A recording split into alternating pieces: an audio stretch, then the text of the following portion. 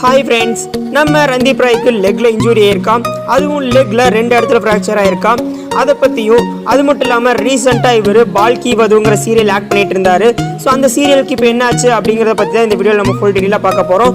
So இந்த வீடியோவை கொஞ்சம் கூட ஸ்கிப் பண்ணாமல் வீடியோ ஃபுல்லாக பாருங்கள். அண்ட் மறக்காமல் நம்ம சேனலுக்கு புதுசாக வந்தவங்க சப்ஸ்கிரைப் பண்ணிட்டு பக்கத்தில் பெல் ஐக்கான் ப்ரெஸ் பண்ணி ஆளில் செட் பண்ணிக்கோங்க.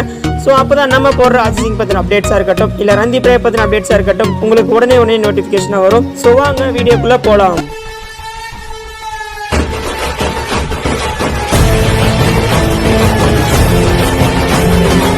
இவர் ரீசெண்டாக தன்னோட இன்ஸ்டா பேஜில் தன்னுடைய லெக் வந்து இன்ஜூரியாக இருக்கிற மாதிரியும் இருந்தாலும் ஷூட்டிங்கில் இருக்கிற மாதிரியான ஒரு பிக்கை வந்து எடுத்து போட்டிருந்தாரு.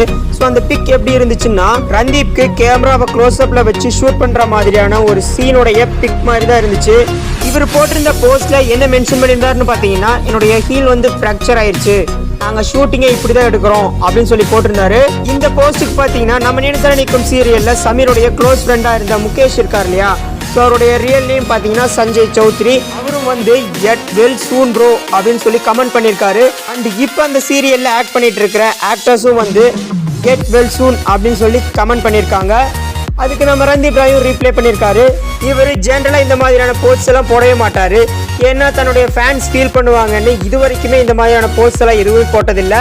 ஆனால் இந்த பால்கி வந்துங்கிற சீரியலை பார்த்துட்டு இருக்க இவருடைய ஃபேன்ஸ் எல்லாரும் என்ன ரந்தீப் ராயை க்ளோஸ்அப்பில் மட்டும் காமிக்கிறாங்க, அப்படியே ஃபுல்லாக காமிச்சாலும் பார்க்க ரந்தீப் ராய் மாதிரி தெரியலையே அப்படின்னு சொல்லிட்டு மெசேஜ் பண்ணியிருக்காங்க. அவருக்கும் என்ன பண்ணுறதுனே தெரியல, அதனால தான் இந்த பிக்கை வந்து என்னோட இன்ஸ்டா பேஜில் ஷேர் பண்ணேன் அப்படின்னு சொல்லிட்டு ரீசெண்டாக ஒரு நியூஸ் சேனலுடைய இன்டர்வியூவில் சொல்லியிருக்காரு. இந்த சீரியலில் நம்ம ரந்தீப் ராய் ஒரு மெயின் ரோல் ஆக்ட் பண்ணிட்டு இருக்காருன்னே சொல்லலாம். இவருக்கு இப்படி ஆனதுக்கப்புறம் பார்த்தீங்கன்னா, நம்ம ரந்தீப் ராய்க்கு ஒரு டூப் வச்சு தான் அந்த சீரியல் எடுத்துட்டு இருக்காங்களாம். இருந்தாலும் சில சீன்ஸில் மட்டும் ரந்தீப் ராயை க்ளோஸ்அப்பில் காமிச்சு சீரியல் எடுத்துட்டு இருக்காங்களாம் ஃப்ரெண்ட்ஸ். இவருடைய ஃபேமிலி டாக்டர் என்ன சொல்லியிருக்காருன்னு பார்த்தீங்கன்னா, இவருக்கு சரியாகிறதுக்கு இன்னும் 8 வாரம் ஆகும் அப்படின்னு சொல்லியிருக்காரு. ஆனால் நம்ம ரந்தீப் ராய் என்ன சொல்லியிருக்காருன்னு பார்த்தீங்கன்னா, எப்படியும் 3 வாரத்திலேயே நடக்க ஆரம்பிச்சிருவேன் அப்படின்னு சொல்லி எனக்கு நம்பிக்கை இருக்குது அப்படின்னு சொல்லியிருக்காரு.